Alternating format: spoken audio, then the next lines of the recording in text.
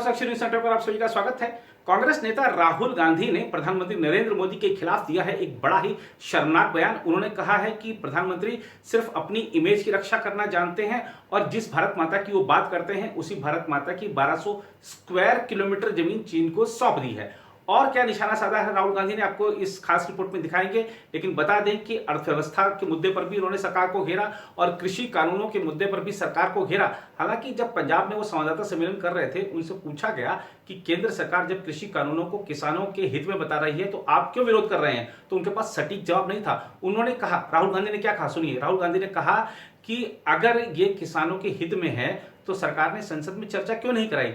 लेकिन वो बताना भूल गए कि संसद में चर्चा से भागा कौन था, वॉकआउट कौन कर रहा था, हंगामा कौन कर रहा था। इसके अलावा राहुल गांधी ने कहा कि अगर किसानों के हित में है ये कानून तो पंजाब के किसान आंदोलन क्यों कर रहे हैं। तो राहुल गांधी को पता होना चाहिए कि पूरे देश भर में किसान इस कानूनों का समर्थन कर रहे हैं और पंजाब में ही आंदोलन इसलिए हो रहे हैं क्योंकि कांग्रेस पार्टी समर्थन कर रही है ऐसे आंदोलनों को, कांग्रेस की सरकार ऐसे आंदोलनों को समर्थन कर रही है। इसके अलावा राहुल गांधी कोई तर्क पेश नहीं कर पाए इन कानूनों के खिलाफ जो भी कुछ वो बोल रहे हैं।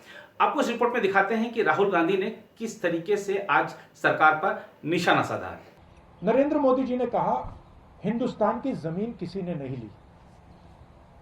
सुना होगा आपने। ऑपोजिशन लीडर्स को कहा हिंदुस्तान की जमीन किसी ने नहीं ली। 1200 स्क्वायर किलोमीटर चाइना ने हमारी जमीन ले रखी है। कैसे ली? क्योंकि चाइना को मालूम है कि यह व्यक्ति जो ऊपर बैठा है यह सिर्फ अपनी इमेज की रक्षा करता है। यह अपनी इमेज बचाने के लिए 1200 स्क्वायर किलोमीटर जमीन हमें दे देगा।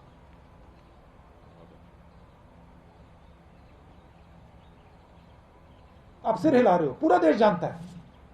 आर्मी के किसी भी सिपाही से, जनरल से पूछ लो, आपको बता देगा कि नरेंद्र मोदी ने अपनी इमेज बचाने के लिए देश को झूठ बोला। भारत माता की बात करते हैं। भारत माता के 1200 स्क्वायर किलोमीटर नरेंद्र मोदी ने चाइना को दे दिए अपनी इमेज बचाने के लिए। रियलिटी, मानो ना मानो। इसके बारे में नरेंद्र मोदी क्या बोलते हैं?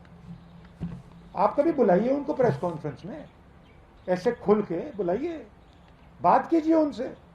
वो आपसे इतना डरते क्यों?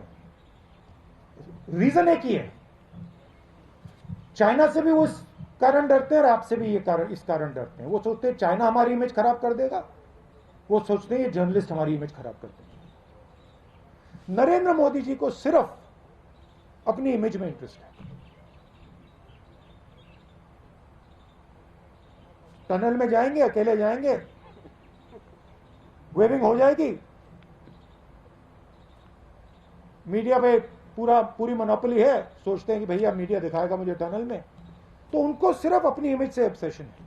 जो भारत में हो रहा है उससे कुछ लेना देना नहीं। पहले आपने स्मॉल एंड मीडियम बिजनेस पे आक्रमण किया, उनको आपने खत्म कर दिया। फिर आपने जीएसटी, कोविड के समय आपने अपने 2-3 मित्रों की मदद की, लाखों करोड़ रुपए आपने उनका माफ कर दिया। मजदूर घर पैदल जा रहे थे हजारों किलोमीटर,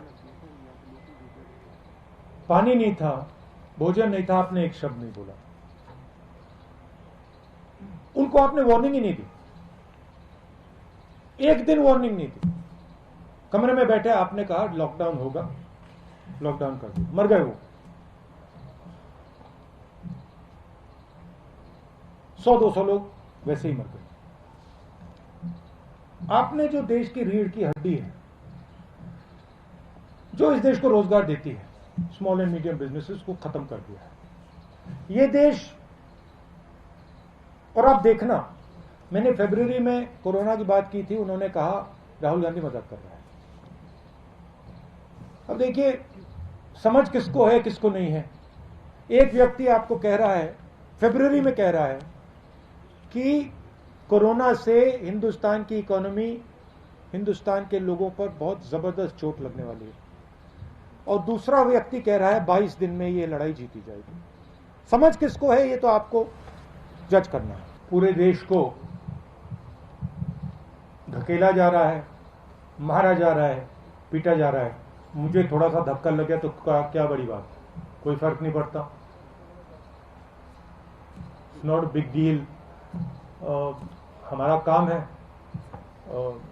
देश की जनता की रक्षा करना, देश के किसानों के साथ खड़ा होना हमारा काम है। ऐसी सरकार है, अगर हम खड़े होंगे धक्का लगेगा, लाठी लगेगी, ठीक, खा लेंगे लाठी, धक्का खा लेंगे, क्या है। जो धक्का, जो असली धक्का लगा, धक्का छोड़िए, जो अनइमेजिनेबल उस परिवार को लगा। I wanted that family to know that they are not alone.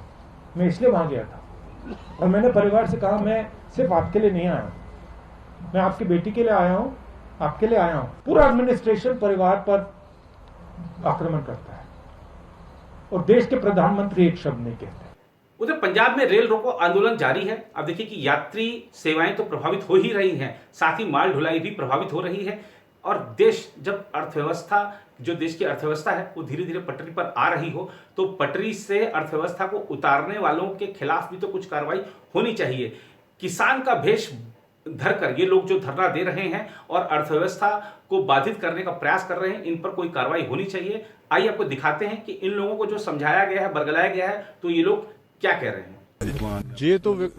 ये तो सिर्फ एक सियासत है, अपने वोटों के लिए सब कुछ किया जा रहा है। किसानों के पक्ष में कोई नहीं है, चाहे वो अपना कांग्रेस है, अकाली दल है या और भी जो दल आपको अपना जोर लगा रहा है, वो सिर्फ इलेक्शन 2022 को देश के उसी रूप में काम कर रहे हैं। किसानों के लिए कुछ नहीं कर रहे हैं, किसानों के पक्ष में है, क्योंकि किसान के पक्ष के होते तो जब ऑर्डिनेंस आए थे तब कोई उसने कोई बात नहीं की, रौला नहीं पाया। जब ऑर्डिनेंस पास हो गए, इनके साइन हो गए, लोकसभा में पास हो गए, राज्यसभा में पास हो गए, तब इसने कुछ नहीं किया। जब वो पास हो गया, कानून बन गया, तो उसके बाद ये सारी कार्रवाई शुरू किया। ये सिर्फ एक टकवांजा है, अपनी सियासत चमका रहे हैं, उसके अलावा कुछ नहीं। किसानों का दर्द बिल्कुल इनको नहीं है। सब रोटियां सेक रहे हैं, क्योंकि पंजाब के लिए इन्होंने पीछे कुछ नहीं किया। ना अकाली दल ने कुछ किया है, ना कांग्रेस ने कुछ किया है।